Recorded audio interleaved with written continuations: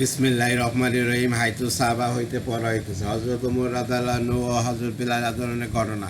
কায়েস ইবনে আবি হাযিম রাহমাতুল্লাহ বলেন, হযরত ওমর রাদিয়াল্লাহু আনহু যখন শাম অর্থাৎ সিরিয়ায় গেলেন, তখন হযরত বিলাল রাদিয়াল্লাহু আনহু তার নিকট আসিলেন। সেখানে হযরত ওমর রাদিয়াল্লাহু আনহুর নিকট বাহিনীর আমিরগণ বসিয়াছিলেন। হযরত বিলাল রাদিয়াল্লাহু আনহু বললেন, হে ওমর, হে ওমর। হযরত ওমর রাদিয়াল্লাহু আনহু বললেন, এই যে ওমর উপস্থিত আছে। হযরত বিলাল রাদিয়াল্লাহু আনহু বলিলেন, আপনি এই সমস্ত লোক ও আল্লাহ তাআলার মধ্যে মাধ্যম, কিন্তু আল্লাহ তাআলা ও আপন কেউ মধ্যে কেউ নাই।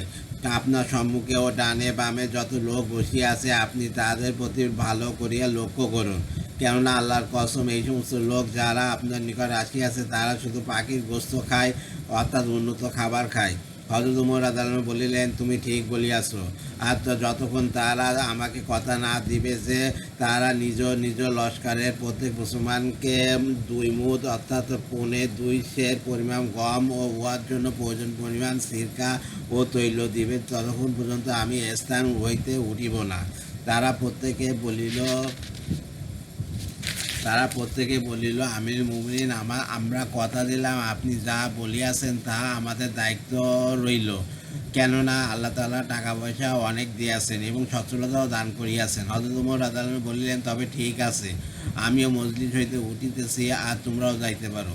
নবী করিম সাল্লাল্লাহু আলাইহি সাল্লামের সংসারে খরচ দিয়ে কীভাবে হইতো? হযরত হাউজানি রহমতুল্লাহ বলেন, নবী করিম সাল্লাল্লাহু আলাইহি সাল্লামের মুয়াজ্জিন হযরত বিলাল রাদিয়াল্লাহু আনহুর সহিত হলফ শহরে আমার সাক্ষাৎ হইল। আমি আরজ করলাম, হে বেলাল, নবী করিম সাল্লাল্লাহু আলাইহি সাল্লামের খরচাদির কী ব্যবস্থা ছিল আমাকে একটু বলুন। তিনি বলিলেন, নবী করিম সাল্লাল্লাহু আলাইহি সাল্লামের নিকট কিছুই থাকিত না। তার নবুয়ত প্রাপ্তির পর হইতে অব পর্যন্ত এই কাজের দায়িত্ব আমার উপর ন্যস্ত ছিল। নিয়ম এই ছিল যে যখন কোনো মুসলমান তাহার নিকট আসিত এবং তিনি তাহাকে অভাগ্যস্ত মনে করিতেন, তখন আমাকে আদেশ করিতেন, আর আমি যাইয়া কোথাও থেকে খরচ লইয়া চাদর ও খাওয়া দাওয়ার জিনিস খরিদ করিয়া আনিতাম এবং চাদর তাহাকে পরাইয়া দিতাম ও খানা খাওয়াইয়া দিতাম। একবার হযরত এক মুশরিকের সহিত আমার সাক্ষাৎ হইল। সে বলিল, হে বেলাল, টাকা পয়সার দিক দিয়া আমার যথেষ্ট সচ্ছলতা রহিয়াছে, অতএব তুমি অন্য কারোর নিকট হইতে খরচ না লইয়া যখন প্রয়োজন হয় আমার নিকট হইতে লও। সুতরাং আমি তাহার নিকট হইতে খরচ লইতে আরম্ভ করিলাম। একদিন আমি উজু করিয়া আযান দেওয়ার জন্য দাঁড়াইতে সেই মুশরিক কয়েকজন ব্যবসায়ী সহ আসিল এবং আমাকে দেখিয়া বলিতে লাগিল, এ হাফসি। আমি বলিলাম, হাজির আছি। সে আমার নিকট সহিত রুষ্ট আচরণ করিল এবং আমাকে কড়া কথা শুনিয়া বলিল, তোমার জানা আছে কি মাস শেষ হইতে কতদিন বাকি আছে? আমি বলিলাম, মাস শেষ হইতে অল্প কয়েকদিন আছে। সে বলিল, 4 দিন বাকি আছে মাত্র।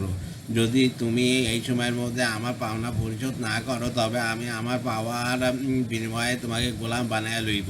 আমি তোমার ও তোমার সঙ্গীর বুজুর্গি ও সম্মানের কারণে তোমাকে খরচ দেই নাই, বরং তোমাকে খরচ এই উদ্দেশ্যে দিয়াছি যাতে তুমি আমার গোলাম হইয়া যাও। তারপর তোমাকে পূর্বের ন্যায় বকরি চড়াইবার কাজে লাগাইয়া দেব। এই সমস্ত কথা বলিয়া সে চলিয়া গেল। কিন্তু এই ধরনের কথা শোনার পর মানুষের মনে যে সমস্ত দুশ্চিন্তা পয়দা হইয়া থাকে, আমার মনেও তা পয়দা হইল। অতঃপর আমি যাই আজান দিলাম। তারপর যখন ঈশার নামাজ শেষ করিলাম, রাসূলুল্লাহ সাল্লাল্লাহু আলাইহি ওয়াসাল্লাম নামাজ শেষে ঘরে চলিয়া গেলেন। তখন আমি ভিতরে প্রবেশের অনুমতি চাইলাম। তিনি অনুমতি দিলে আমি ভিতরে প্রবেশ করিয়া আরজ করলাম, ইয়া রাসূলুল্লাহ, আমার পিতামাতা আপনার উপর উৎসর্গিত হোক। আমি সেই মুশরিকের কথা আপনার সহিত আলোচনা করেছিলাম যে আমি তার নিকট হইতে খরচ লইয়া থাকি, আর সে আমাকে এই কথা বলিয়াছে। আর বর্তমানে না আপনার নিকট তেমন কিছু আছে যা দ্বারা উপস্থিত খরচ আদায়ের কোনো ব্যবস্থা হইতে পারে, আর না আমার নিকট কিছু আছে, সে তো অবশ্যই আমাকে অপমান করিয়া ছাড়িবে। অতএব আপনি আমাকে অনুমতি দিন যে আমি এমন কোনো গোত্রের নিকট চলিয়া যাই যারা মুসলমান হইয়া গিয়াছে। পরবর্তীতে আল্লাহ তাআলা যখন তার রাসূল সাল্লাল্লাহু আলাইহি ওয়াসাল্লামকে এই পরিমাণ মাল দিবেন যা দ্বারা তা আমার খরচ আদায় হইতে পারে, তখন আমি ফিরে আসব।